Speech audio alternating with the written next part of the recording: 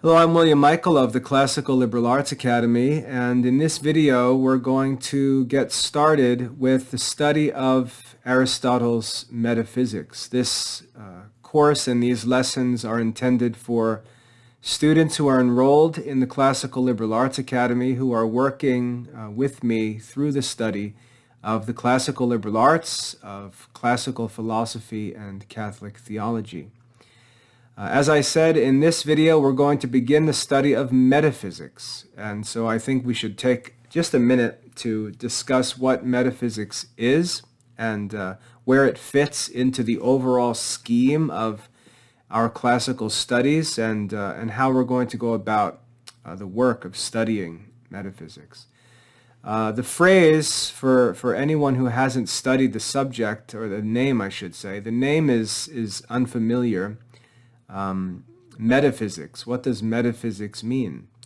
Well, St. Thomas explains for us that this science, this philosophical science, can actually be referred to by any of three different names. One is metaphysics, another would be theology, and a third would be first philosophy.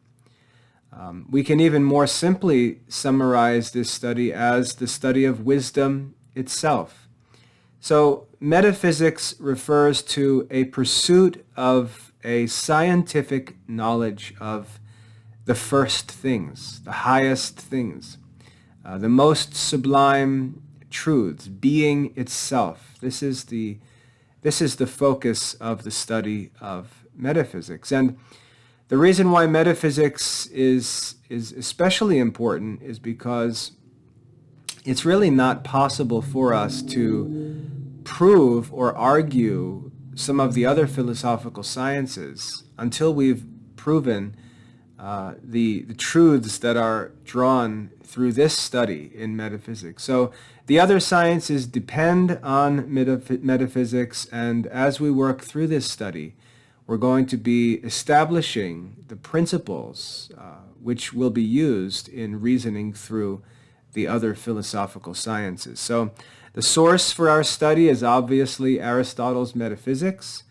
We're going to be reading through the translation by Thomas Taylor in English, but the Greek text is also available to anyone who'd like to study it in the Academy. The most useful resource that I can recommend if you really want to dig into this study is the commentary by St. Thomas Aquinas on Aristotle's Metaphysics. How much better can you get? As Catholic students, we can not only study classical metaphysics in English translation, which is a great benefit for many, but we can do so with the trustworthy direction of the commentaries of St. Thomas Aquinas, which is just an awesome privilege that we enjoy in the 21st century. And all of these works are available in the Academy Library at no cost, which again is just a mind-blowing privilege that we enjoy, and hopefully we can make good use of. So having said that, and that's just intended to be a brief introduction, just to warm things up, let's just get right into Aristotle's Metaphysics and begin our first reading. So for students who are new to metaphysics, what I do in these videos is just help you with your first reading through. You're going to have to read through it and then go back and study on your own to really master all the content of the lesson. But these videos that I provide help you just to make that initial reading through the text, because for many students that's the hardest part. Once you get through it, have some difficult points smoothed out for you, as it were, to go back then and to study for mastery, as we teach in the Academy, is much easier. And also remember, as I always teach when we look at the works of Aristotle, the works of Aristotle have to be read cyclically. You've got to just keep reading and reading, never allow yourself to get hung up or discouraged because you don't understand a certain chapter or thing like that. you'll find that if you just keep reading, there are other passages where Aristotle clarifies things that he said in other passages, and just by gaining that experience in all of the works of Aristotle, you'll find that Aristotle explains Aristotle in many places. So don't get discouraged. Don't get hung up on passages. Just keep physically reading through Aristotle your first time until you finish his works, and then go through them again and just continually, cyclically read and reflect on all of Aristotle's works. So we're going to make our first reading through Chapter 1 of Book 1 of Aristotle's Metaphysics, and let's just get right to it. Again, this is the text, the English translation by Thomas Taylor, which is available in the Academy's Classical Metaphysics course. So let's begin. We read, all men naturally desire to know. All men naturally desire to know. A token of which, a sign of which, is the love of our senses. For separate from utility, they are loved for themselves or for their own sake, not just because they help us to get things that are necessary, but for their own sake we love our senses. And this is especially the case with the sense of seeing. For as I may say, we choose to see in preference to everything else, that is, in preference to our other senses. We love to see. We choose to see in preference to everything else, not only that we may act, not only that we may actually do something, but likewise when we have no intention of acting. We just would like to know. We're curious. We would like to see. We'd like to know. But the cause is, the reason for this, is that this sense in a most eminent degree makes us to know something. This sense, more than any other sense, makes us to know something and renders many differences manifest. So sight reveals to us information, gives us knowledge that the other senses can't give us. And a very simple example of this that's sort of mind-blowing is that you can take all of your senses and you would know nothing about the existence of the moon, planets, and stars if it weren't for your sight. You would have no knowledge of the moon or the stars or the planets if it wasn't for sight, because the other senses would be of no use in learning about the heavenly bodies, the study of astronomy.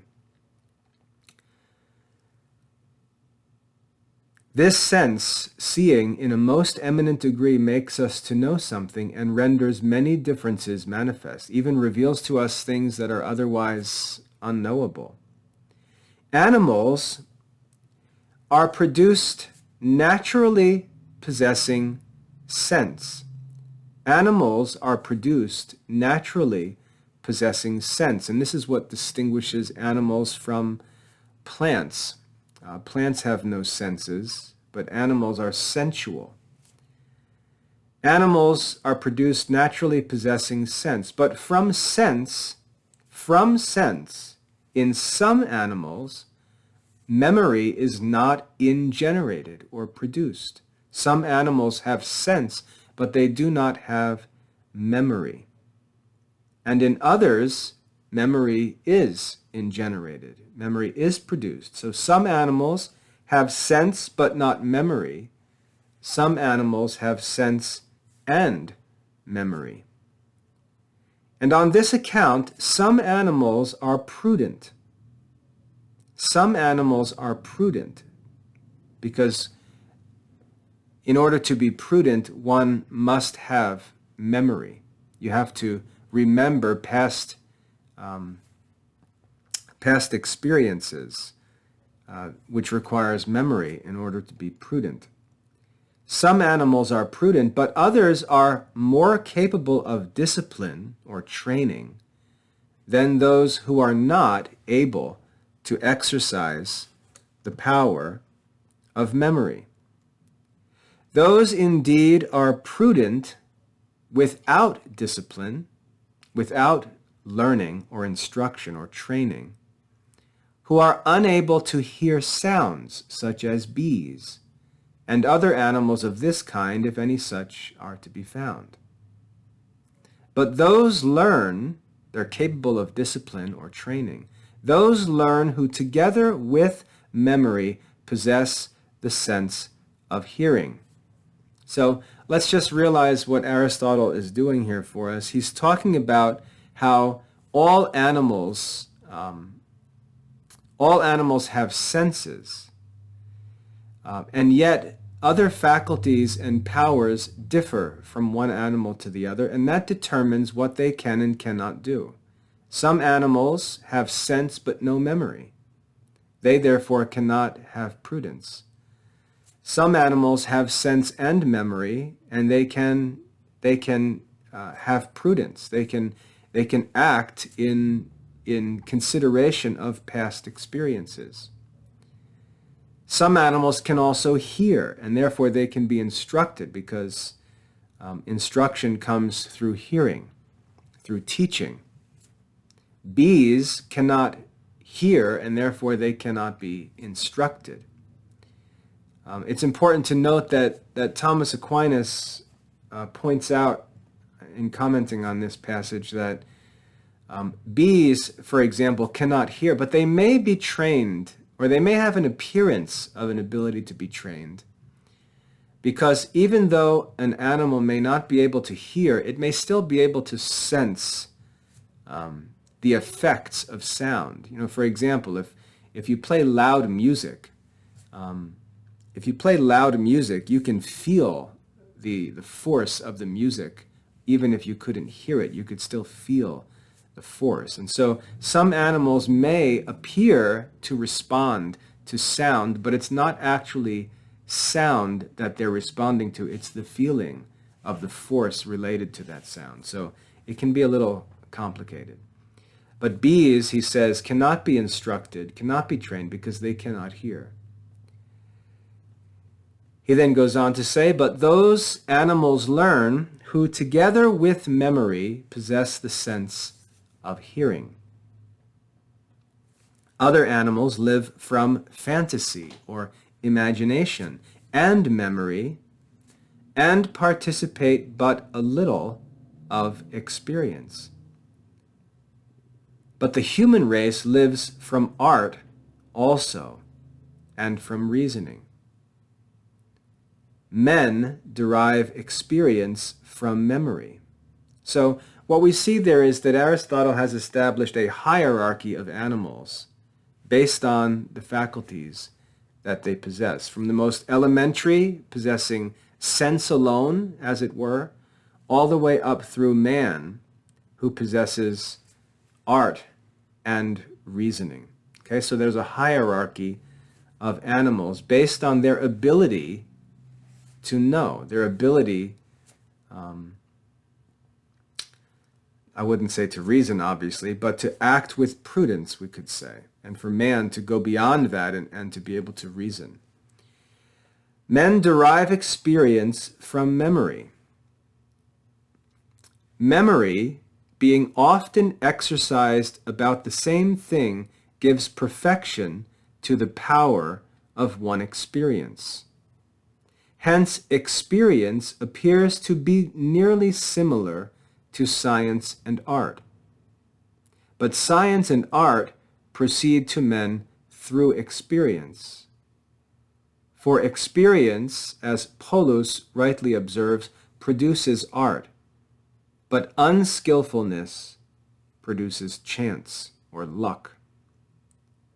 So what Aristotle's explaining here is that there's a difference between the prudence that we gain from experience. For example, if there's a man, let's say, who works on a farm, and he's been farming, growing, the same crops for his whole life, he knows what to do based on his experience. He knows how to prepare the soil. He knows how to plant the seeds. He knows how to care for the crop as it grows. He knows how to harvest the crop. His knowledge, his skill is gained through experience. But that's not the same thing as art. Art is different. Some other animals can act according to experience, but no other animals can act according to art. And the reason why is because art begins with a knowledge of universal principles or causes of things.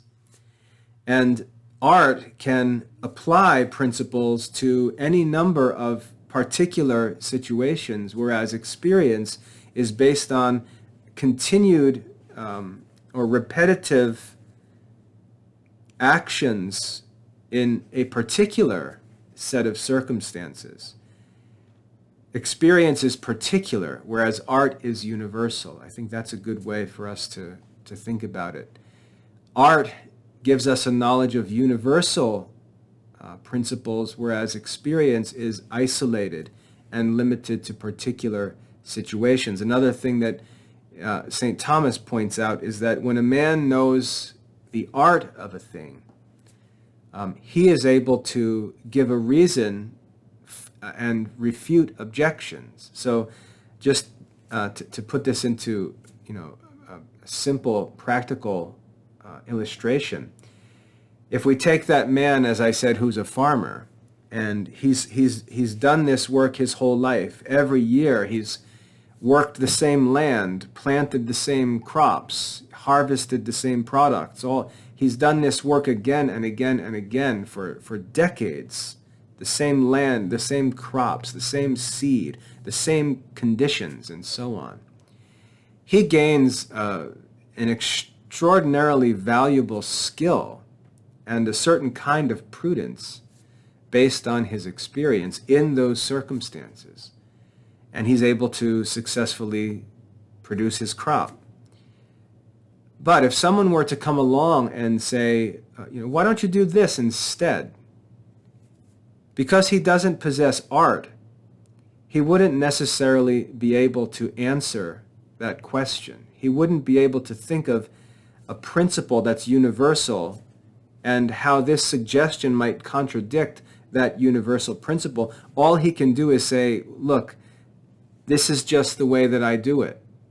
There may be other ways, but this is the way that I know, and it works. And so while he can accomplish the end of the work by his experience, which is useful, which is a kind of prudence, he can't refute objections because all he knows is his limited circumstances. Whereas an artist, a man who knows the art or the science behind a certain skill, can refute objections because he can reason from the universal to the particular. And St. Thomas says he's also able to teach, which we're going to get to in a little bit. So experience appears, and remember, when Aristotle uses the word appears, it's almost always in a negative sense, because appearances are the plague of all truth and reasoning in Aristotle's teaching. So when he uses the word appears, it's usually to be understood negatively. Experience appears, but is not nearly similar to science and art. Science and art proceed to men through experience.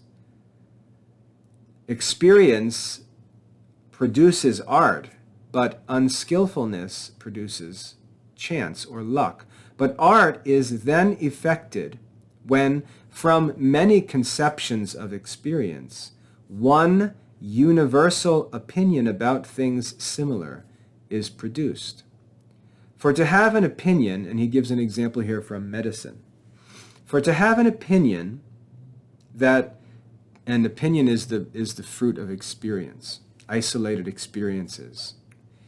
For to have an opinion that to Callias, Socrates, and to many others severally considered, laboring under a certain disease, that this particular thing or remedy is expedient, is the province of experience. So when mom says, you know what, I had a sore throat and I used a little bit of honey, and I told Mary to use a little bit of honey, and she said it helped her sore throat, so why don't you try some honey? That's an opinion based on experience.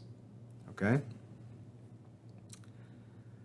Finding that this particular thing is expedient based on individual experiences, this is the province of experience.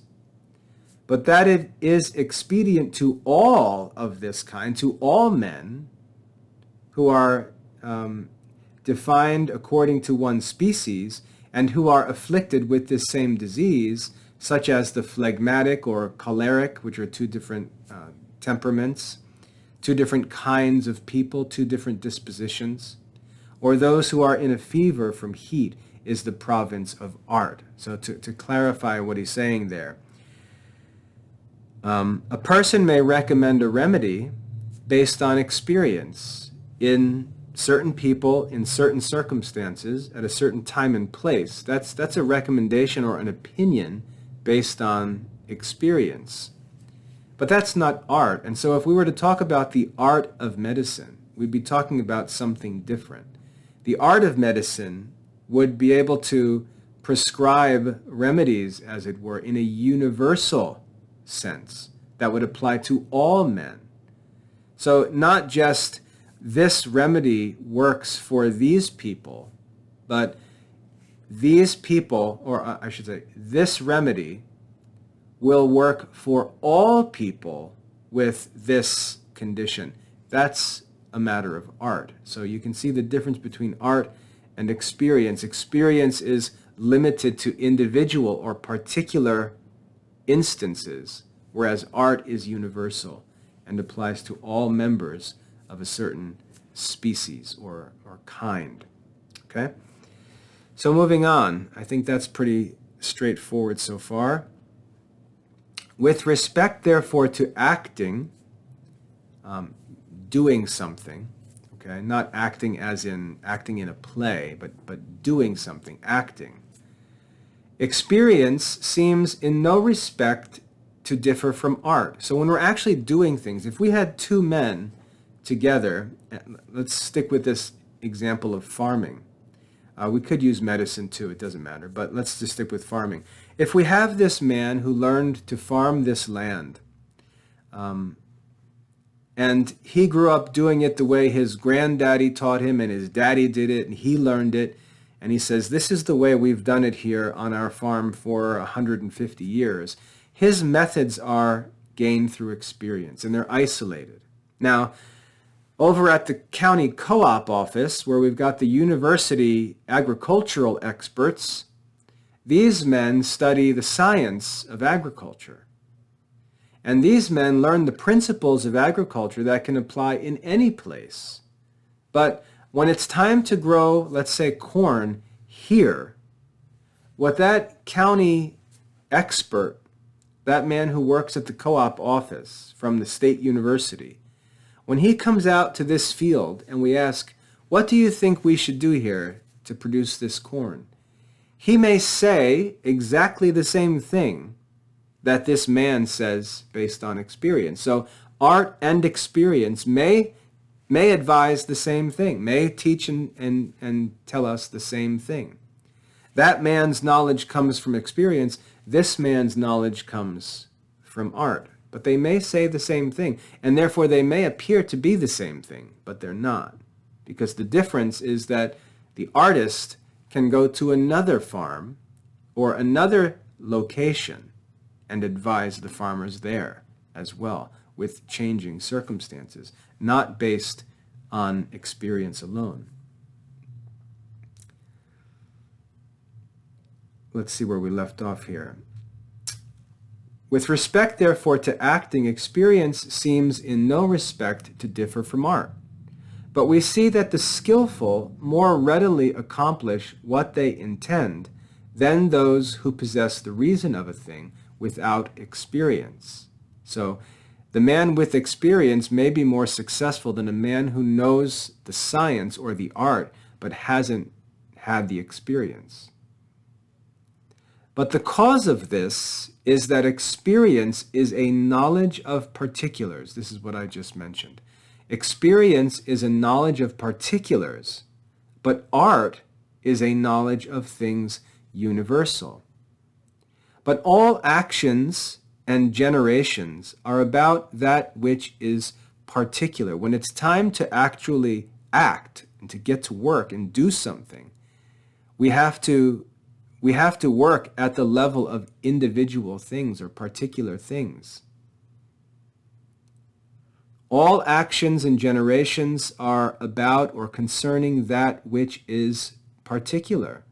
For he who cures does not give health to man as, a genus, unless by accident, but to Callias or Socrates, a specific, particular, individual man, or some one of others who are thus denominated and who happen to be a man. So a doctor does not cure man, he cures specific individual men.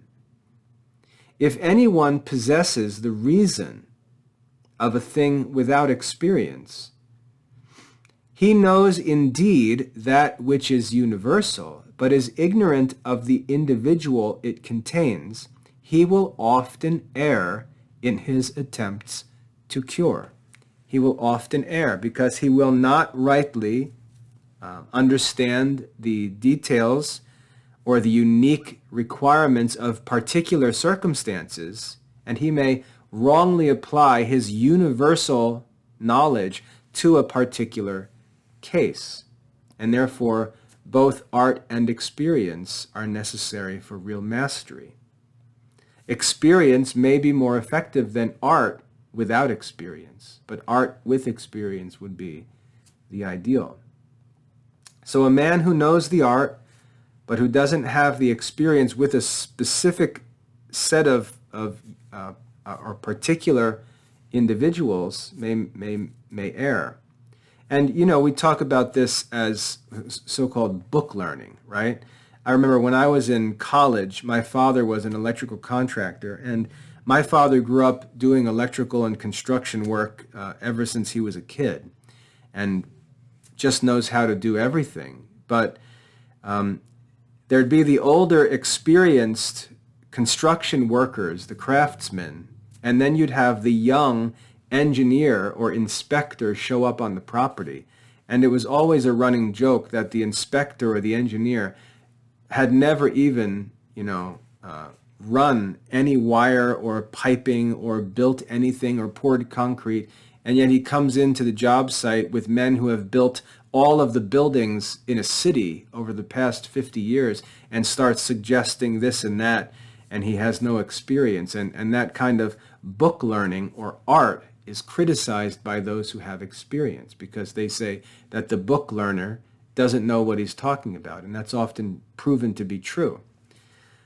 So that's what we see Aristotle talking about here. Art is valuable in that it's universal, but it can be misapplied to particular cases, whereas experience usually applies only to particular cases and therefore is often successful, but is not as valuable as art with experience.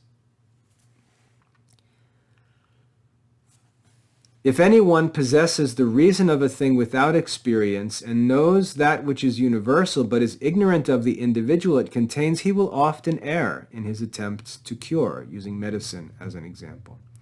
For that which is particular possesses a greater capability of being cured, but at the same time, we are of opinion that to know and to understand belong rather to art than to experience.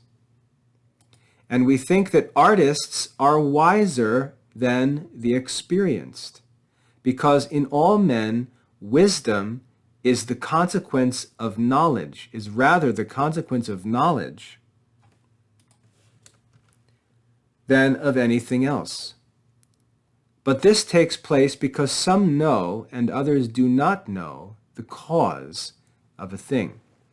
So even though this is true, that a man who studies and gains a knowledge of an art but doesn't have experience, he may err, we still give greater respect to the men who know the art, because this is what we consider to be wisdom. And like I said, a man who gains experience may gain experience that's valuable, but it may take many, many years, and it may be limited to just certain situations or particular instances. He may not be useful outside of those circumstances. Whereas the man who possesses the art, it may take him some time to figure out how the art applies to those individual circumstances, but that won't be that difficult of a task.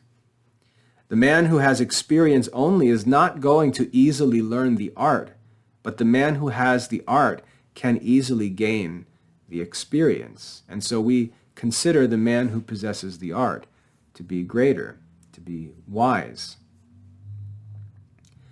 This takes place because some know and others do not know the cause of a thing. This is what it really means to possess wisdom, to know the cause of a thing.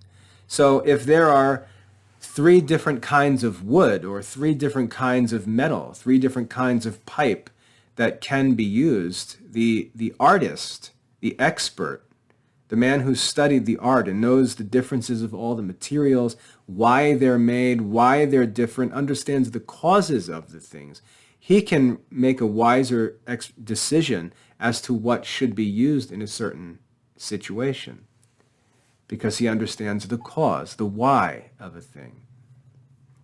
A person who's experienced, like I said, may know a certain way to do something, but he may not understand the cause why. And we'll see some examples of this later on. I can give you a quick example. If a servant or a manual laborer is told to do something, he may not understand the cause of why it needs to be done. He just has to do his job, and he may just do what he's told in exchange for some money.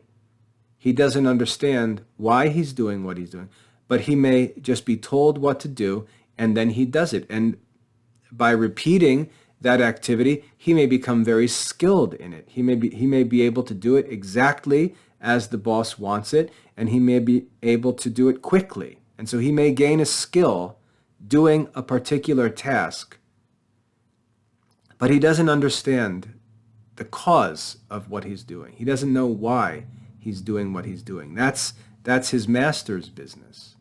Okay?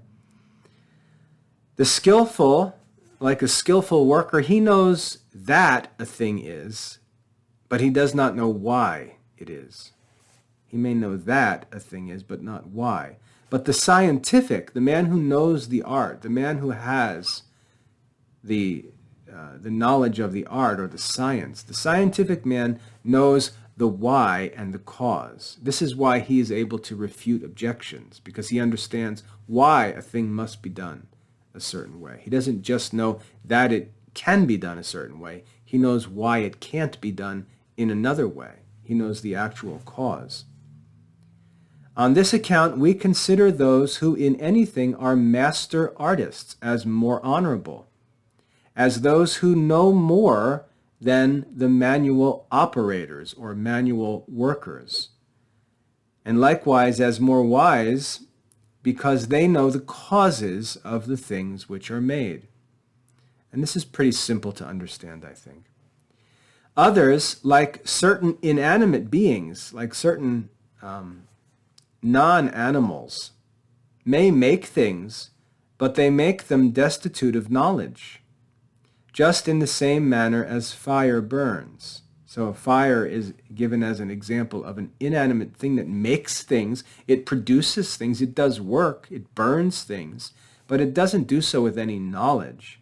It just does so by nature. And in the same way, some men do things not because they understand those things, but simply because they're instructed to do them by some person who has greater knowledge. Just as in the same way fire is directed by nature, a manual worker is directed by a master, an artist, or the scientist behind the thing. Inanimate beings, therefore, make each of these things by a certain nature or instinct, we could say. But manual artificers, manual workers, let me just make things through custom. Okay, let me read that again. Inanimate beings make each of these things by a certain nature, an instinct that works through them. But manual workers make things through custom. That is, they're told what to do, they repeat the operation, and by custom, they produce what is desired in a way that's similar to how fire would burn something, or wind would blow something, or water would erode something. As being wiser, not from their engaging in active pursuits, not because they actually do the thing are the men who possess science considered wiser, but from their possessing reason, knowing the causes of things. And in short, it is a sign that a man possesses knowledge when he is able to teach. And on this account, we think that art is more science than experience, and therefore superior to experience. For the former, the men who know the science are able, but the latter, those who just know based on experience, they are not able to teach. So teaching is a sign of the possession of the science or the art. The test of knowledge is the ability to teach. Because a man who understands the art is able to explain to another man what to do and why. Whereas a person who's just told what to do, he can't explain to another person the science of what he's doing. He just does it because he's told to do it that way. Okay? Pretty simple so far, I think. Further still, we do not think that any one of the senses is wisdom. We don't think wisdom is one of the senses. Wisdom is the knowledge of the causes, the understanding of the why of things. That's what wisdom is. We don't think that any one of the senses is wisdom, although each is the most principal knowledge of particulars. What that means is that the senses, when we sense something, remember how I just explained, or Aristotle just explained how experience works with particular things. A doctor works with a particular individual and maybe repeats that activity with a number of individuals, but it's particular individuals that he actually works with to cure. The farmer works with a particular field in a particular place with particular crops. Our senses are the same way. Our senses only work on things that are individual, that are actually present with us. Our senses can only work on things that are present. Okay? Keep that in mind. Our senses can only work on individual things that are present. I can pick up and feel this particular book that's right here, this individual book. I can't sense the genus of books. I can't sense that. I can understand it, but I can't sense it. I can sense an individual book that's actually physically present. Each of the senses is the most principal knowledge of particular things, but the senses do not assert the why respecting anything. As for instance, why fire is hot. The senses only tell us that fire is hot, but not why. It is probable, therefore, that the first inventor of any art, besides the common senses, was admired by men, not only because something of things invented was useful, but as being wise and differing from other men. Inventors are admired not just because they come up with something useful. There's more to it than that. We admire inventors.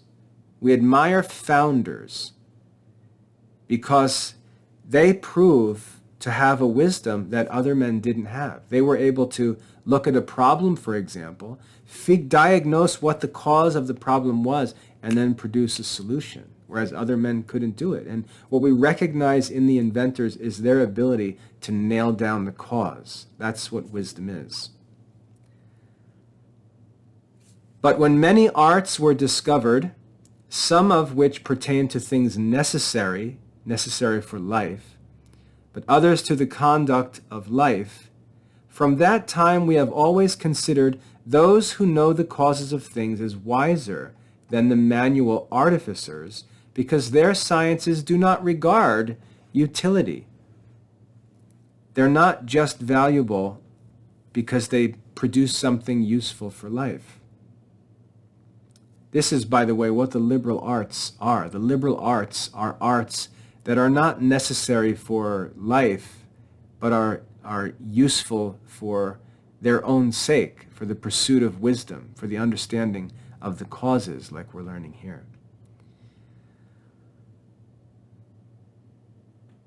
Their sciences do not regard utility. That is, they're not practical sciences. They're called speculative sciences. Speculative sciences. And we're going to get to this in a minute.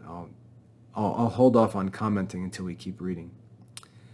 So men were considered wiser than manual workers because their sciences that they pursued were not concerned with necessary, useful things, but with higher things.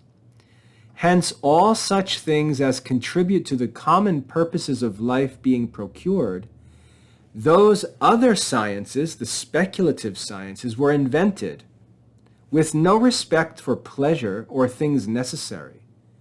They were first discovered in those places in which men abounded in leisure. So when we talk about the speculative sciences, which is what we're studying here in metaphysics, so you can see Aristotle, in his genius has started out with the senses of animals and has built up a hierarchy and worked us up not only through the animals, but now through different kinds of men and different kinds of arts and studies to the highest, to the speculative sciences, which he's leading us to this to show us what we're about to do in this study of metaphysics. He says, in the ancient world, and remember, Aristotle's writing before 330 BC, so he's talking about the ancient world. In the ancient world, many men were just driven by necessity to work, and maybe they would make some interesting discovery or improve some practice or something like that. But it wasn't until a civilization established a certain level of comfort where the needs of the people were provided for, and they could set aside some men to devote themselves to knowledge that wasn't actually necessary for everyday life. The speculative sciences, contemplative life. And Aristotle gives us an example of how he says, on which account the mathematical arts first originated in Egypt. The mathematical arts first originated in Egypt, for there the tribe of priests was permitted to be at leisure. Why were they permitted to be at leisure? I'll tell you. It's explained in the book of Genesis. Genesis chapter 47.